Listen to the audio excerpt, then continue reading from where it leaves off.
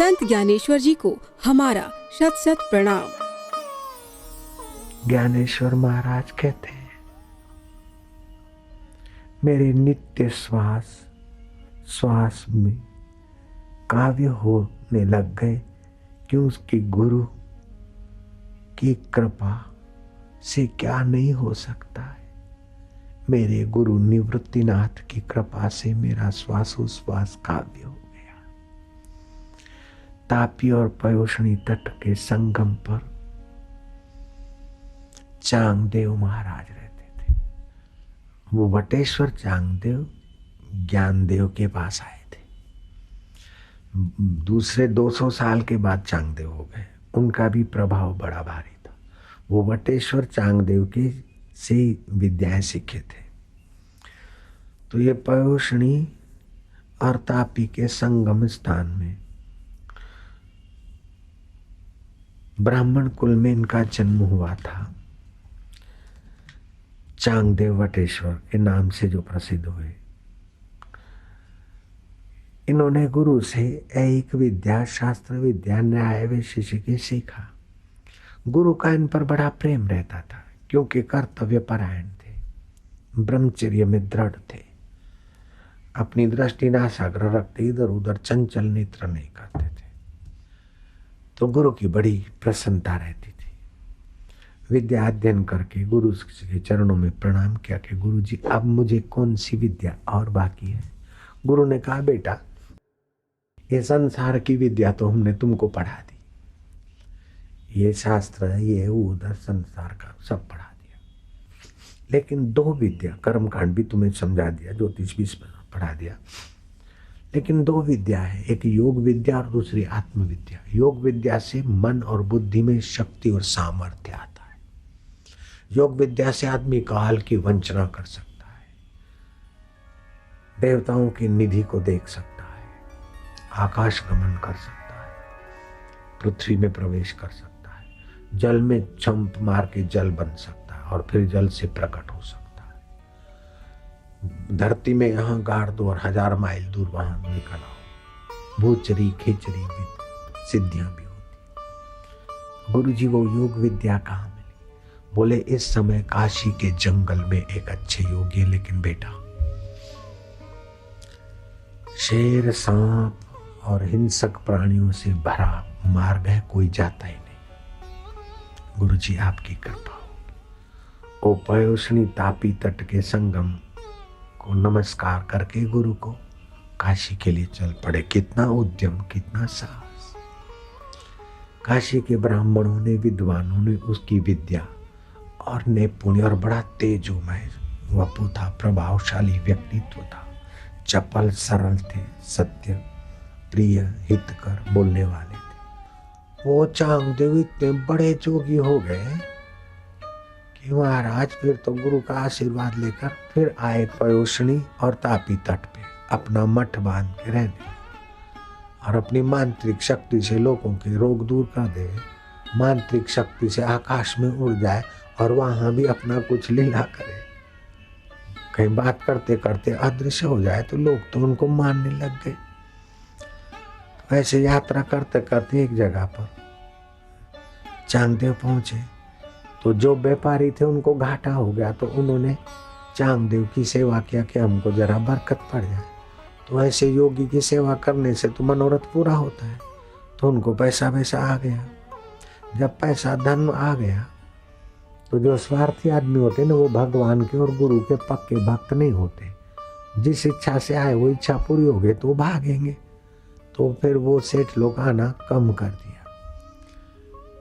चांगदेव को वैराग्य हुआ, अपना संकल्प करके अंध होकर साधना में व्रत रहेंगे। तो चांगदेव अंध बन गए, अपना रहने लगे। कथा कहती कि अब उन्होंने देखा कि अब वो गुरु जी नाराज हो गए और लोग हमको नालत न करे, इसलिए वो इधर उधर दूसरे मंदिरों में इधर उधर सेवा पूजा करके अपना नाम कराने के लिए अच्छा काम करते थे, दिखावटी। लेकिन चलो अब गुरु जी अंध हो गए तो जरा थोड़ा बहुत उनको भी मस्का मार के आए। तो चांगदेव ने कहा मैं शिव की पूजा करूंगा, जरा पार्थिव मिट्टी का शिवलिंग बना। हम बोले कबूतर कौन लेने जाता है, क्या करे पार्थिव। तो थोड़ा बहुत यूं करके, और चांगदेव जिस कटोरी में खाते थे, जिस वाटी में, वाटकी बोलते हैं ना वाटी, जिस वाटी में खाते थे, वो वाटी लेके उस पार्थिव शिवलिंग पे रख दी। बोले अंधे तो है, इनको पता तो नहीं चलेगा। बोले गुरुजी ये शिवलिंग है, इतना अच्छा बना है। गुरुजी समझ तो गए, लेकिन फिर शिवलिंग में करके पूजा की, ऐसा संकल्प पक्का किया तो वाटी तो ऐसी पक्की जम गई कि जब चांगदेव भोजन करने बोले माँ जी वाटी कुठे आए, तो वाटी लेने गए तो उसमें से वाटी निकले नहीं, तो वो शर्मिंदे हो गए। उस महादेव का नाम रख दिया वटेश्वर। तो चांगदेव का भी नाम आ गया कि वाटी जमा दी ने योग बल से, तो चांगदेव चांगा वटेश्वर। चांगा कौन से के वटेश्वर, वाटी जम गई ना ईश्वर को, तो ईश्वर और वाटी दोनों जम गए तो चांगा का नाम हो गया चांगा। कौन सा कि वटेश्वर चांगा, फलाना चांगा ही नहीं, ये वटेश्वर चांगा। जब मृत्यु का समय आया तो 10 दिन तक अपना शास्त्रसार में बैठ गए, कायाकल्प कर लिया, मृत्यु चली गई। फिर 100 साल हुए, फिर किया, ऐसे 1400 साल के हो गए। जब चांगदेव को पता चला आनंदी में ज्ञानेश्वर, मुक्ताबाई आदि इनकी बड़ी भारी महिमा है, तो जाना तो चाह, लेकिन चमचे गुरुजी आप 1400 साल के, वो तो बच्चे हैं 9 साल के, मुक्ताबाई 13 साल की, निवृत्तिनाथ आप इतने बड़े, तो अच्छा भाव उदय होता है। लेकिन चमचों के चक्कर में आकर चांगदेव ने विचार छोड़ दिया। लेकिन फिर प्रशंसा सुनते रहे और कुछ अंदर में लगा कि अभी वो आत्मविद्या पाना बाकी है और ये आत्मविद्या के धनी है। चलो जाएंगे तो अपने 1400 चेलों के साथ शेर पर बैठकर सांप को सोटा बनाकर आनंदी जा रहे पयोषणी से। तो मुक्ताबाई, निवृत्तिनाथ और ज्ञानदेव दीवाल पे बैठे थे।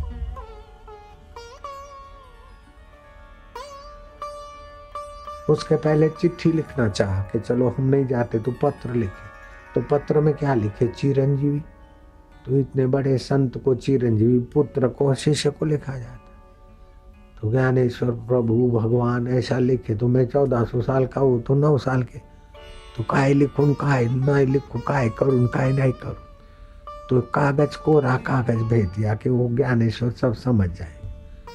तो ज्ञानेश्वर के पास कागज आया तो मुक्ताबाई को दिया। मुक्ताबाई ने बोला 1400 साल का अभी तक कोरा है, रिद्धि सिद्धि है, अदृश्य होने की है, लोगों को प्रभावित करने की, लोगों के काम करने की, लेकिन हृदय में भक्ति का रस तो नहीं है ना, प्रेम रस तो नहीं है ना, परमात्मा रस तो नहीं है, अभी तो कोरा है। तो शिष्यों ने जाके बताया कि वो तो ऐसा बोलते। तो बोले बात तो सच्ची है, तो अब कोरा तो रहना नहीं है, रस तो चाहिए। तो फिर वो शेर पर चढ़कर गए तो देखा तो ये तो अभी भी शेर पर, सिंह पर चढ़ के आ रहे, प्राकृतिक अहम लेके आ रहे। मैं 1400 साल का, 1400 साल का तो शरीर है, तुम तो अनंत काल के हैं, मेरे बहुत चेले हैं, मेरे मठ है, तो प्राकृतिक नहीं है अहम, ये अविद्याजनक अहम है। पहले विद्यमान नहीं थे, बाद में विद्यमान नहीं रहेंगे, ऐसी चीजों को अपने पे थोप के आ रहे। तो ज्ञानेश्वर महाराज ने संकल्प किया और चबूतरे को बोला तुम ही चला स्वागत करे।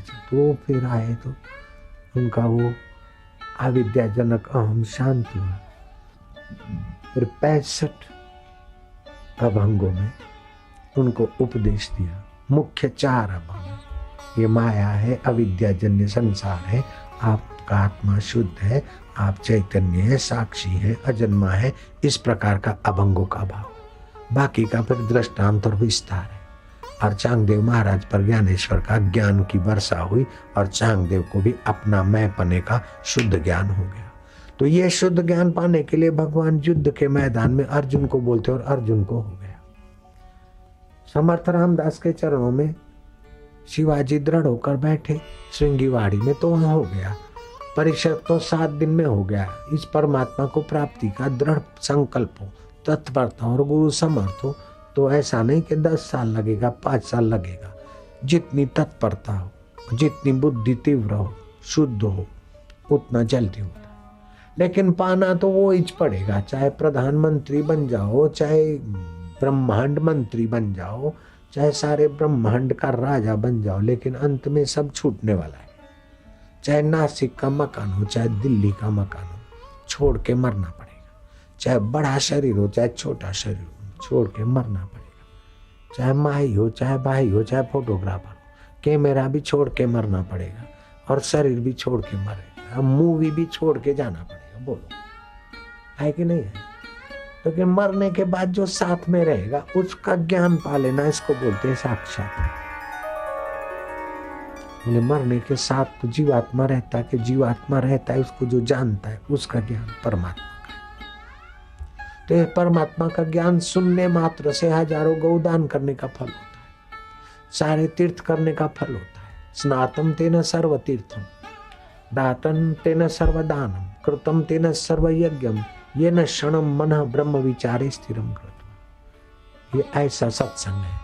तो ऐसा सत्संग जो करते, कराते, करने कराने में भागीदार होते या दूसरों को ले जाते, उनकी भी 7-7 पीढ़ियों को पुण्य होता है। ये ऐसा ब्रह्म ज्ञान का सत्संग।